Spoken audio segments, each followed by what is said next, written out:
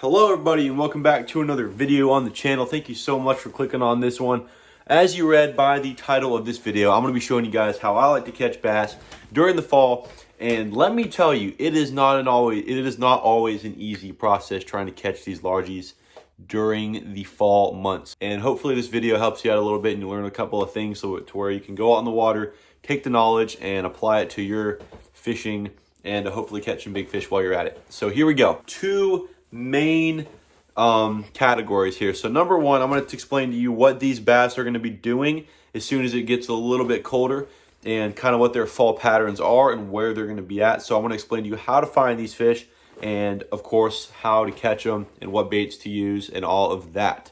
So when you're talking about fall time, you're talking about the months primarily if you're living in anywhere from, I would say, North Carolina to Maryland, anywhere, I don't know what I'm trying to say here, but if you live anywhere where it's a pretty standard fall season from like September to like November, maybe December, give or take, you're probably going to be experiencing something we call the fall transition. I'm starting out this video with the very bottom of the ladder here for fall. So the first thing that's going to happen is you get a couple of cooler nights, and that's going to probably come, for me, that's going to be in September. So we're talking about the first couple of colder nights that we get. So late September, it might be 75, 80 degrees at nighttime. It might be hot at nighttime.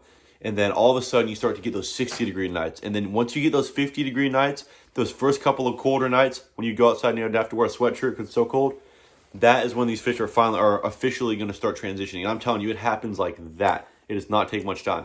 So these fish, they don't need much time. As soon as it gets cooler and they sense that, they are off into their fall patterns. So what happens is these fish immediately recognize that it's getting cooler. And I'm not just talking about the bass when I say these fish. The shad, which is the bass in, most bass in America, wherever you go, from California to Florida, their primary food source is most likely going to be shad or some sort of bait fish. So the bait fish, when it gets colder, are immediately going to transfer and migrate towards shallower water. So what's going to happen is schooling bait fish in a lake, they're going to head from the middle of the lake where they were at during the summer because it was cooler water in the summer, and they're going to go towards some shallow stuff, which was hotter in the summer, but it's now getting cooler in the fall. So when they feel that transition come in, instantly the shad are going to head towards the back of creeks. They're going to head really shallow, and basically what happens is when these shads start to migrate into shallow water. So I'm going to go ahead and explain this a little bit better by putting a picture up here on the screen. So here is my basic rundown of this. So you see this picture on the screen right here. So you see this creek arm. So the creek arm is where these fish are headed kind of towards. They're heading towards the back of this creek arm. So the shad, they're heading into the creek. And what you have on this creek is you're going to have multiple pieces of structure. And when I say structure, I mean stuff like these little points. Also, you might have like some brush piles that you don't see that are submerged, patches of vegetation, stuff like that. So you're going to have a lot of pieces of structure, as does almost every lake. But these points here specifically are going to be a good holding point for these shad as they're migrating in, because obviously most fish, they need some kind of structure. So the shad are migrating into the shallow water. And if you want to know what these bass do, you really got to think about, and this goes for any kind of fishing out there, any kind of fishing at all. If you want to know what these bass are doing, you have to know what their food source is doing. So the bass are obviously going to react, or they're going to act based on what their food is doing, because their number one most important thing that they need is food. That's pretty much that. So that kind of explains to you like how to catch bass or how to find bass in the fall, because locating bass is just a part of the problem. And, it can be a pretty difficult situation trying to go out there and locate, one largemouth bass on a giant body of water. So hopefully that puts that in perspective a little bit better for you. But now getting into the most important thing, and probably the thing that you're really clicking on this video to learn, is what baits and what techniques and what line and what rods and what reels and what lures and what fishing gear do you need to catch bass this time of year. Well, I will tell you that right now. So today I actually got back from a fishing trip about an hour ago. I was out doing a fall fishing excursion today, and I will tell you how I caught my fish today. Here's the fish I caught. This is the bag. I know, pretty solid. We didn't catch any giants. We did actually catch like one that was like 3 pounds and one that was like 2. And actually we caught a bunch of like 2 pounds. So it was a pretty good day. We caught some good fish, but we didn't catch anything massive, which we were hoping we would, but you know, that's kind of how it always goes. So basically, so what I caught my fish on today, and what I would say one of your best bets this time of year. Oh, I just almost broke my rod on the ceiling. Nice. One of your best bets this time of year is going to be a spinnerbait. So right here, this is a white spinnerbait. Actually, it's not really a white spinnerbait. Technically, it's, forget the color of that, but it's like a kind of a fluorescent white with like flakes in it. Correct me if I'm wrong. I know if I name these blades wrong, somebody in the comment section is gonna freak out. But so right here, so this is a willow leaf blade, and most of these spinnerbaits that I like double willow spinnerbaits. So basically, what that means is, you know, 2 willow blades, which are just 2 of these long shaped ones. This is a willow blade and a Colorado blade right here. The Colorado is like the oval or like the egg shape or whatever. So spinnerbaits can be really good this time of year. When I was mentioning like brush piles and like laydowns and like wooded and rock cover and structure and stuff like that, when you're fishing those like creeks, spinnerbaits can be really good for that, because you can actually find like schools of bait fish that are nearby structure. And I find a spinnerbait to be really good whenever you're fishing any kind of structure. But even open water too, like when you're fishing shallow, especially this time of year, like you need to target bait fish. A spinnerbait, I mean, dude, like that literally imitates a school of fish, pretty much. So that is a good way to go. I caught 1 fish on that today.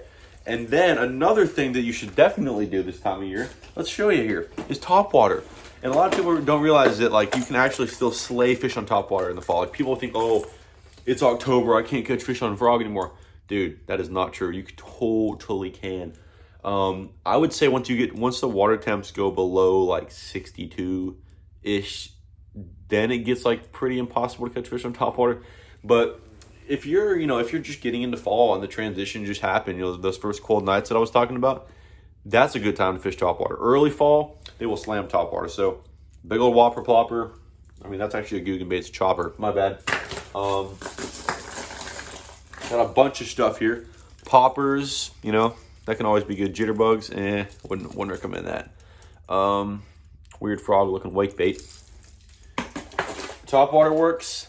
I would really recommend, though, if you're going to be fishing this time of year, which of course you are, who's not, you better be fishing a crankbait. You will catch a lot of fish on a crankbait. So what I have here is a lipless crankbait. Can be really good because it imitates a shad. That's a good little shad imitation right there. So lipless cranks can be good. You also, I mean, you know, I can't put aside the fact that a jerkbait is another really good way to go. I know I have a lot of stuff here that's like tangled up with each other's hooks, but that jerkbait can be good. Deep cranking can be okay. Just depends on if you're fishing like some deeper creek channels.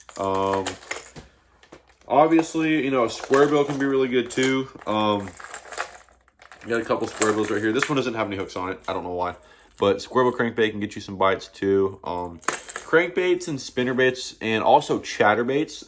I do have a chatterbait. I know you probably know what one looks like, but if you don't, I will show you. So chatterbaits can get a lot of bites this time of year too. Obviously, you want to have a swim bait trailer on that thing, but chatterbaits, spinnerbaits, crankbaits, even topwater, Alabama rigs, you know, soft plastics and all that good stuff. So pretty much bait fish imitating baits are going to get you bites in the fall. And that's pretty much that when it comes to what baits to fish.